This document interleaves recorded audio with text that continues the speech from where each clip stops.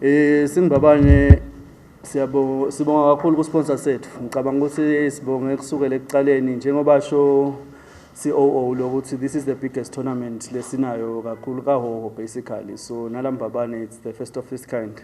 Ngicabanga ukuthi sesidlalisile ke siqale class 32, sabuya class 16, sabuya class 8, sadlalisa ema semi-final. So this is the final head.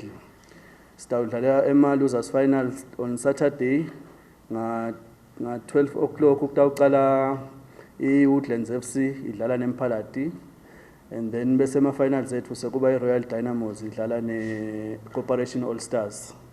Lokushothi nje kule sponsorship sethu ema champions ethu atawuthola this trophy bese athola 25,000, then the ema finalists atawuluza lapha atawuthola 12,000 emalangeni.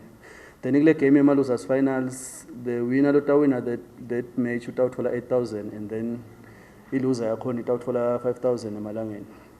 So simbabane sicabanga ukuthi siyadlalisa siwadlalisile ama games from last 32 kuhambe kahle, and kude kuba babedene emsindvo masibuya nje sisuka ekuqaleni size sitofika nyalo. I hoping ukuthi na Saturday sitaqhubeka kanjalo sibe ne champion yethu kube bethu umsindo. So simema wonke umuntu nje lo sembabane ukuthi ake tatobukela ibhola yasembabane, atobukela a very good final. Itabe is the same sports ground esikolweni same Christian High School. So simema wonke umuntu, simema abantu basembabane, simema abantu basembabane West, they must come and watch their teams. Sitobukela i champion yethu. Siyabonga kakhulu.